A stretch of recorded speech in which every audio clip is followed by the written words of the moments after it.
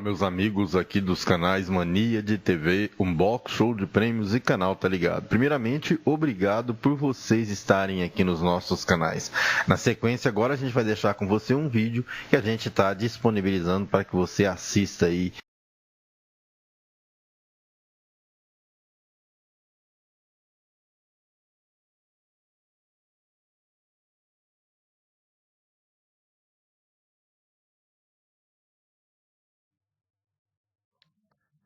Fala pessoal, aqui é Sérgio Oliveira, instrutor especialista de treinamento de ar-condicionado da Samsung.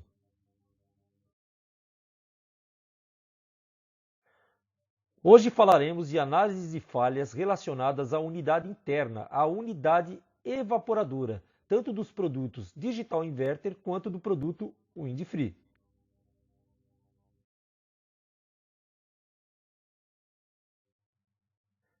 E vamos para a primeira análise.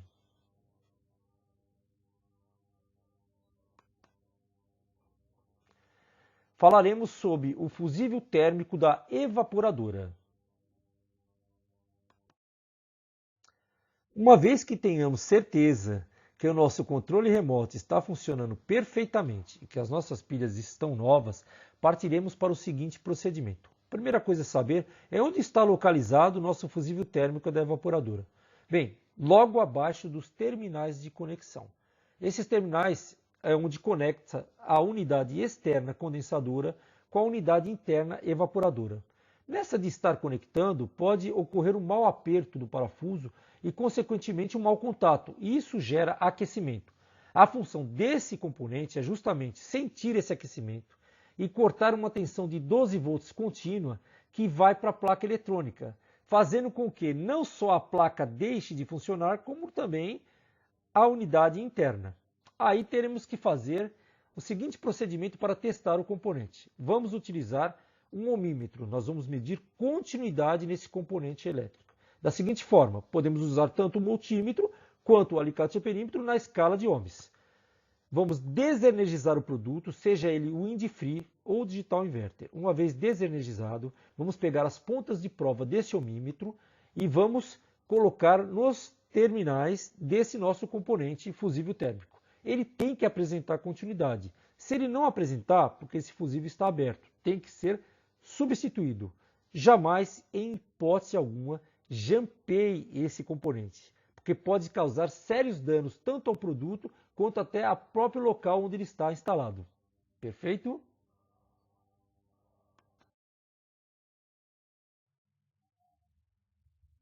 E vamos para a segunda análise.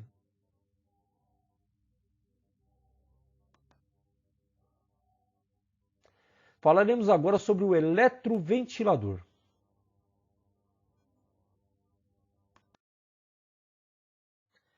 É o ventilador BLDC, alimentado por uma tensão de 310 volts contínua vinda da placa eletrônica. O primeiro teste que vamos fazer é um teste mecânico.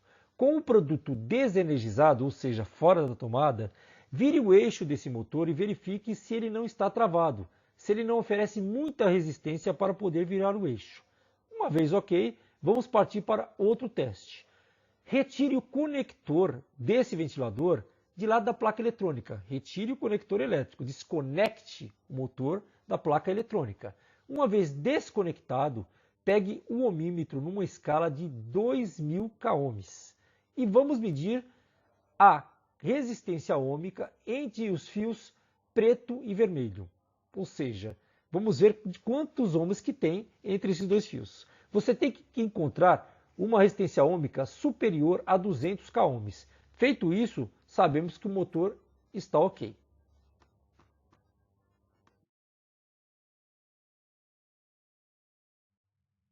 Agora partiremos para os testes diretamente na placa eletrônica. Bem, lembre-se, o conector do motor está desconectado na placa eletrônica. Vamos utilizar a parte de trás da placa eletrônica para fazer algumas medições. Ela vai ser muito mais fácil, porque ela tem alguns detalhes nela que fica muito mais confortável de você pegar essas tensões, ok? Pode ser feita tranquilamente nos próprios terminais do conector da placa que você acabou de desconectar, não há problema algum. Primeira coisa, temos que voltar a energizar o equipamento para fazer esses testes. Por isso, tome muito cuidado no manuseio de todos os componentes nesse momento, ok? Bem, faremos o seguinte, você vai ver que na parte de trás da placa eletrônica, ela tem bem onde está soldado o conector do motor, você tem uma numeração de 1 a 6. E tem para ficar fácil de você conduzir os testes. Vamos usar isso como referência. Nós vamos ter que pegar um voltímetro na escala DCV, ou seja, tensão contínua, e vamos fazer as seguintes medições. A nossa referência básica é o ponto número 3. Vocês vão ver no decorrer dessa apresentação. Lá é a nossa referência para medir todos os demais pontos, ok? É o ponto GND. Então, com o nosso voltímetro na escala contínua, colocaremos a ponta de prova preta no número 3, que é a nossa ponta de prova negativa. E a nossa ponta de prova vermelha no 1. Teremos que encontrar aí 310 volts numa tensão contínua. Bem, continuando com a nossa ponta de prova preta no terminal 3 e a outra ponta vermelha no terminal 4, teremos que contar aproximadamente uma tensão contínua de 15 volts. Ainda com a ponta de prova preta no terminalzinho 3 e a outra ponta vermelha no terminal 5, deveremos encontrar uma tensão em torno de 5 volts contínua. Entre os pontos 3 e 6 não encontraremos tensão alguma. É a tal da tensão de feedback. É a tensão aonde o motor avisa a placa em qual rotação ele está. Ele manda uma tensão de volta, a placa converte aquilo para X rotação. Ela vai saber a que velocidade o motor se encontra, ok? Vamos ver isso um pouco mais na prática?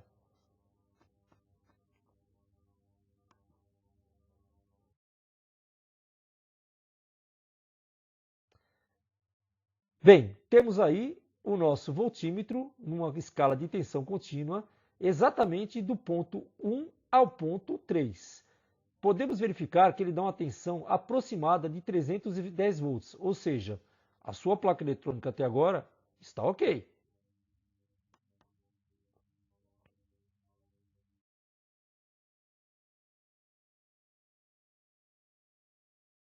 Partindo para o próximo teste, nos pontos 3 e 4, vamos verificar uma tensão aproximada de 15 volts, também indicando que a tua placa eletrônica está fornecendo essa tensão para o motoventilador. Por enquanto, tudo ótimo.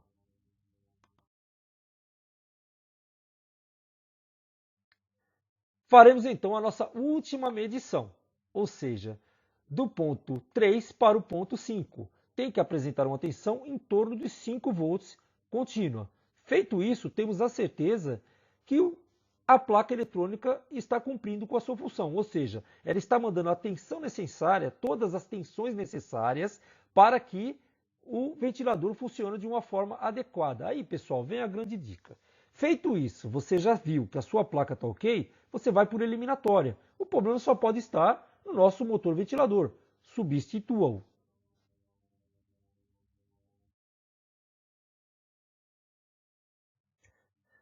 Falaremos agora sobre a nossa terceira análise.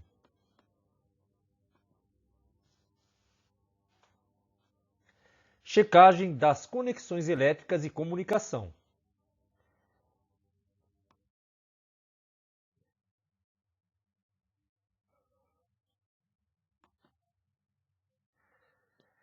Erros de fiação. Bem, na unidade externa condensadora e na unidade interna evaporadora, temos os bornes de interligação.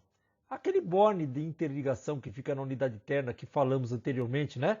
Onde fica o nosso fusível térmico, ok? Bem, o que acontece? Temos nesse exemplo aí a alimentação da condensadora sendo interligada com a unidade evaporadora de uma forma correta, ou seja, o LUN da unidade externa com o LUN da unidade interna, tranquilamente até então. Quanto à comunicação, a mesma coisa. F1 e F2 da unidade externa interligado através de cabos de uma forma correta com o F1 e F2 da unidade interna.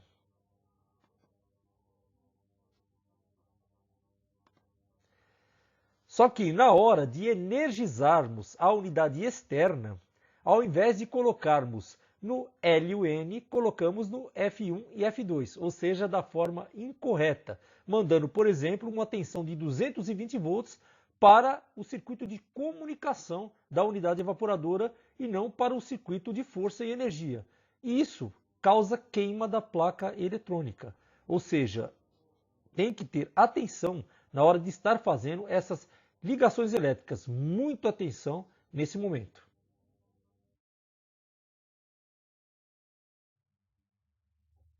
Outro erro comum é ligamos de uma forma correta na unidade condensadora a entrada de tensão, ou seja, nos pontos LN. Só que ao passarmos o cabo lá para dentro do local onde fica a unidade evaporadora, passamos eles cruzados. Ou seja, mandamos a energia elétrica novamente para o circuito de comunicação da unidade interna F1, F2, ao invés de mandarmos para o L e o N.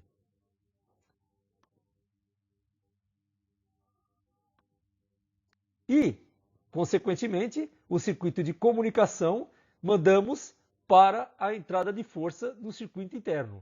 Ou seja, invertemos tudo, né? O que acontece, novamente, temos um risco grande da queima da placa eletrônica. E aparecerá nesses casos, normalmente, o erro 101 ou o erro 102. Isso para equipamentos wind-free, ok? O segredo é, pessoal, muita atenção, marca os fios direitinho, enumere-os, coloca uma fita, dá um nó nele, faça alguma coisa para que isso não aconteça. Perfeito?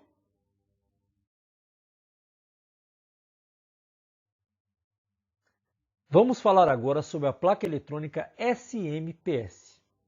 O que acontece é o seguinte, muitos erros, dado como o erro de motor ventilador BLDC ou até erro na placa eletrônica principal das unidades evaporadoras, tanto dos modelos wind-free quanto dos modelos digital inverter, é em decorrência dessa placa SMPS.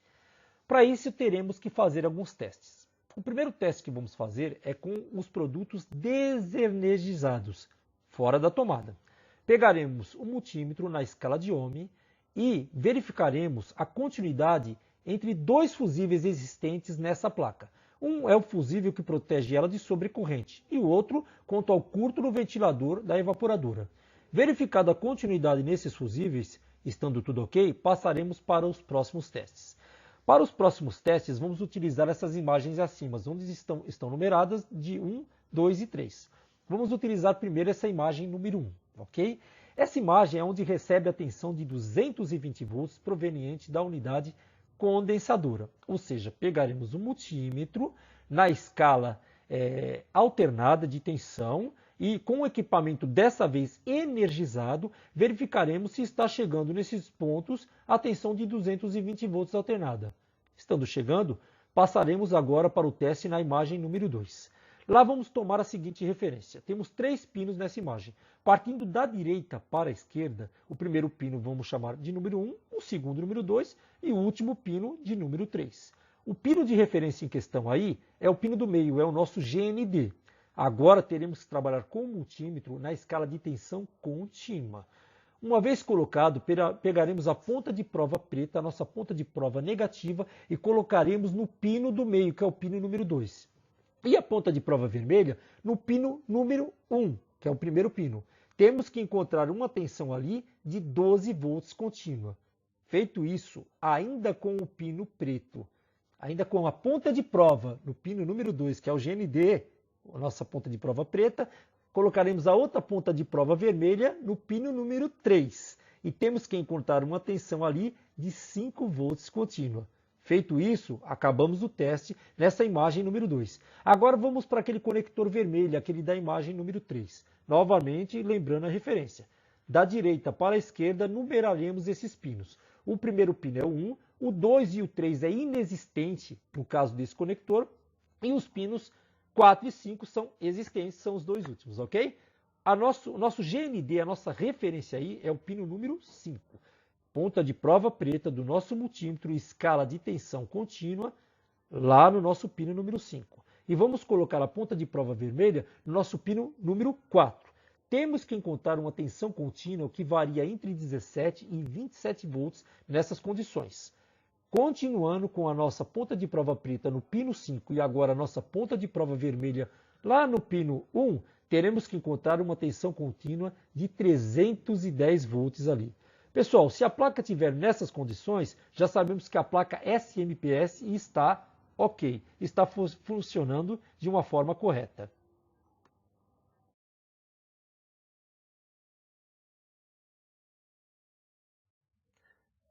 E vamos agora para a análise número 4.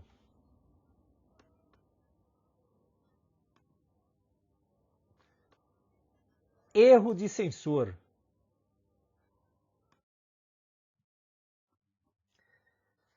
Bem, nesta imagem estamos vendo aí a nossa unidade interna de uma evaporadora do produto Windfree.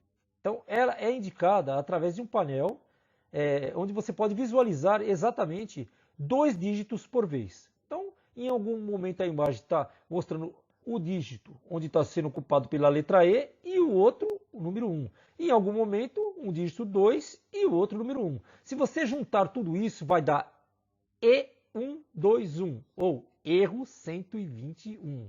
E121, ok? Então, essa forma de interpretar o que esse painel, esse display está mostrando para a gente. Ok, então já sabemos como visualizar a unidade interna no produto Windfree.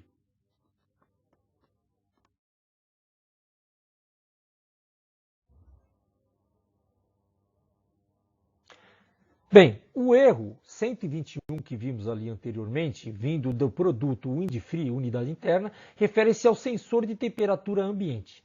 Bem, como testaremos isso então? Primeira coisa é saber aonde localiza-se esse sensor de temperatura ambiente.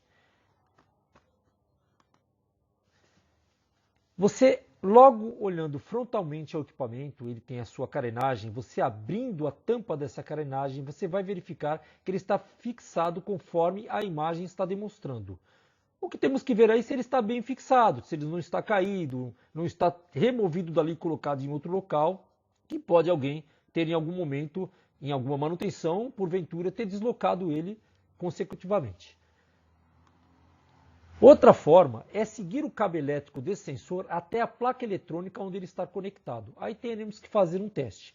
Com um multímetro na escala de tensão contínua e desconectando esse sensor da placa, verificaremos se ele está com uma tensão aproximada de 5 volts.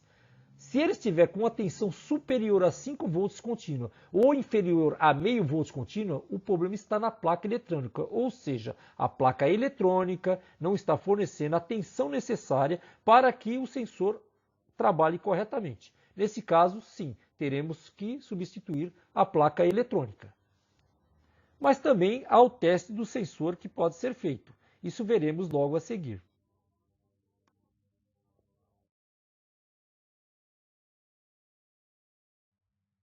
Utilizaremos para isso um multímetro na escala de ohms e vamos verificar se a resistência ohmica do nosso sensor está de acordo.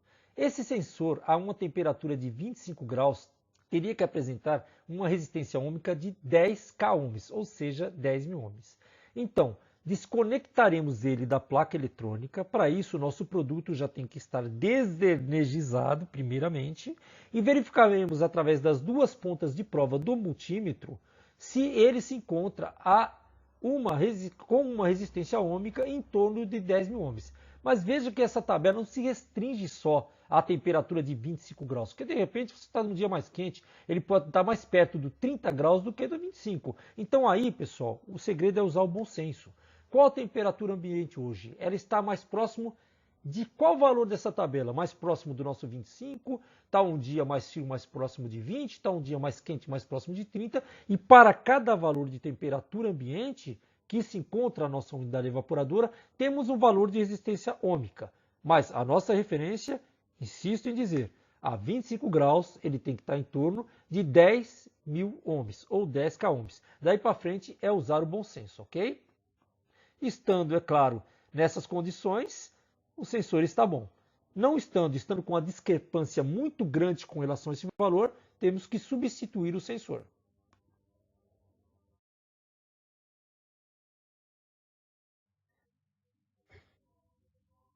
Já no equipamento Digital Inverter, ao invés de ele apresentar em formato de display, ele apresenta os códigos do erro em formato de LEDs, piscando, ok? Como mostra aí a imagem.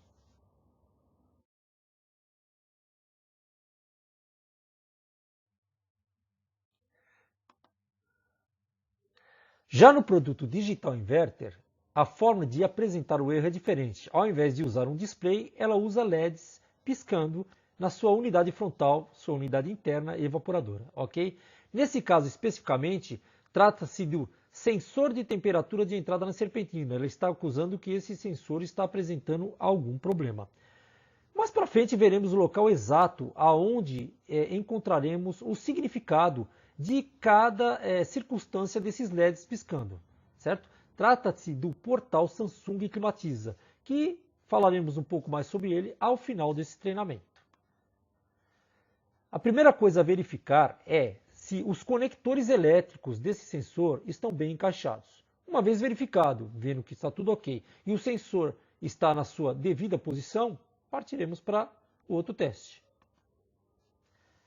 Bem, agora trata-se de local exato aonde esse sensor é posicionado. Ele fica normalmente dentro de um fosso. É um pedaço de tubo de cobre, normalmente de 1/4, soldado na serpentina do evaporador. E ele fica encaixado lá dentro conforme mostra a imagem. Estando bem encaixado, vamos partir para o próximo teste, que seria o teste do sensor com relação às suas características elétricas.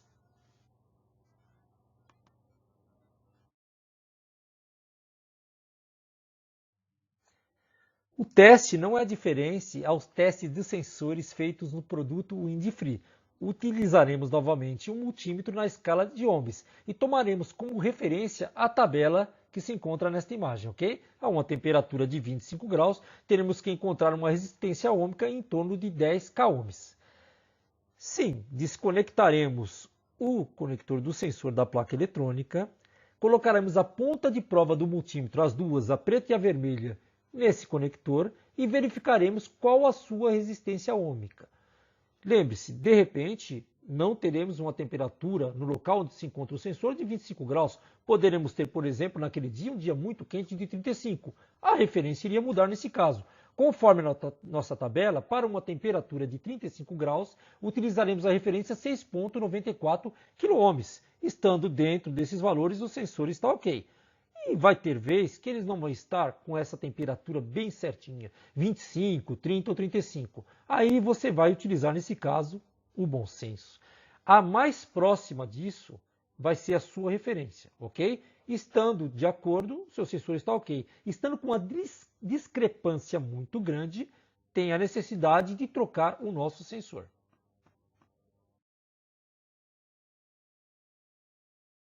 Consultando códigos de erro. Aonde vamos encontrar esses códigos de erro? A Samsung disponibiliza um portal chamado Portal Samsung Climatiza. Para acessá-lo é www.samsungclimatiza.com.br.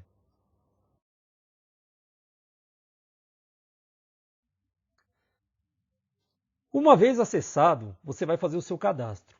Capricha na senha, coloca uma senha legal, não coloca uma senha 1, 2, 3, 4, 5, 6 não, que a Samsung dá muito valor aos dados que você, instalador, coloca nesse portal. Portanto, ela gosta de proteger isso muito bem. E não vai ser qualquer senha que esse sistema vai aceitar. Capricha na senha. Lá você vai encontrar, uma vez cadastrado, você vai encontrar descrição de produtos, características, dimensões, vídeos educativos, nossos códigos de erro, suporte técnico, download de catálogos e manuais, treinamentos presenciais e online, calculadora de capacidade frigorífica e dicas, entre outras coisas mais, ok? Bem, aí vamos clicar então, lá no nosso canto superior esquerdo, a nossa aba Código de Erros.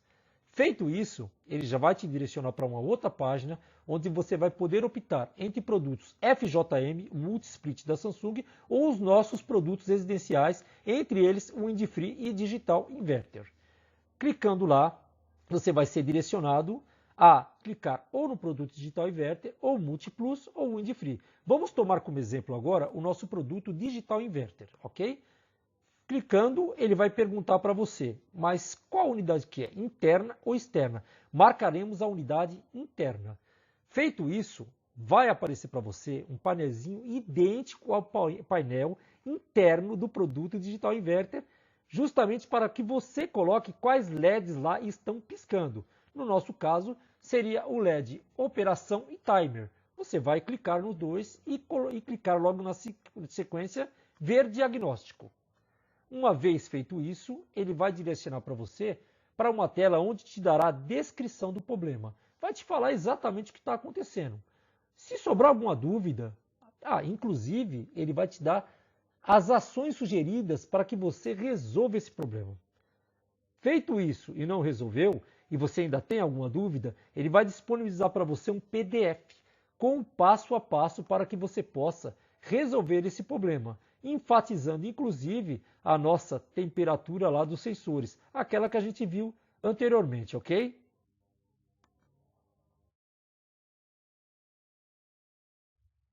Às vezes, temos a possibilidade de fazer os testes nos sensores através de uma bancada. Um teste muito mais tranquilo, removendo, é claro, o sensor de lá do produto Digital Inverter ou Indifree e trazendo para mais próximo de você. Vamos utilizar um multímetro na escala de 200 k ohms ou acima disso e fazer as respectivas medições na bancada. Podemos fazer de uma primeira forma com o sensor simplesmente livre na bancada, a temperatura ambiente que se encontrar no local onde está essa bancada. Volto a dizer que a temperatura de 25 graus, a resistência ohmica apresentada por esse sensor tem que ser em torno de 10 k ohms, ou seja, 10.000 ohms. Mas para a gente garantir uma maior precisão com relação a essa medição, podemos utilizar também um copo com água. Você vai colocar um copo com água, imergir o teu sensor dentro desse copo com água, com um sensor de temperatura externo, vamos verificar qual temperatura se encontra essa água. Vamos, por exemplo, que essa água estivesse ali a 20 graus. E, é claro, estando a 20, tomaremos como referência, conforme a tabela demonstrada aí, a resistência ohmica de 12,09 k ohms, que é como deveria estar o nosso sensor. Por que utilizar o copo d'água? Pessoal, porque você fica num ambiente muito mais controlado. Se você tiver com o sensor simplesmente em cima do bancada ou até instalado no próprio produto, qualquer ventinho que der vai alterar a temperatura na ponta desse sensor e, consequentemente, vai alterar também a sua resistência ohmica. E, às vezes, você quer a coisa um pouco mais de precisão. Você quer ter certeza, realmente, que aquele sensor está bom ou tem que trocar. Então, a melhor coisa é controlar o seu ambiente. E a água, ela demora muito para aumentar ou diminuir a temperatura. Uma vez o sensor imerso lá e você sabendo a temperatura que está a água através de um termômetro, não há como ter erro, o negócio é muito preciso. Novamente falo, é interessante utilizar o bom senso, que às vezes você não vai ter uma temperatura precisa na água de 20 graus, 30 ou 35. Ela vai estar mais próxima de uma dessas temperaturas, que são as nossas referências. Por isso você vai utilizar o bom senso na hora de medir. O que tiver mais próximo vai ser utilizado como valor. Volto a falar que não pode ter o quê? Uma discrepância muito grande. Tendo isso, você sabe que o seu sensor tem a necessidade de ser substituído, ok? E onde encontrar todas essas informações que falamos aqui agora nesse treinamento? A Samsung, pensando nisso, disponibiliza para você, instalador, uma apostila com mais de 200 páginas em formato PDF, onde não tem só as informações desse treinamento, como muitas outras informações preciosas e totalmente gratuita. O que fazer para baixar? Acesse o menu Treinamentos Presenciais, pegue a barra de rolagem à sua direita e vá até embaixo e você vai encontrar uma seção de apostilas. Clique em Apostila de Ar-Condicionado Completa 2018. Pessoal, aí é só baixar e enriquecer mais o seu conhecimento. Caso haja mais dúvidas, é só dar uma ligadinha para a gente no 0800 0244 300. É o Alô Climatiza. Tá lá, é como pegar na mão, pessoal. Vai te tirar suas dúvidas passo a passo, vai ter alguém com muito conhecimento especializado lá para te ajudar em campo naquilo que for necessário.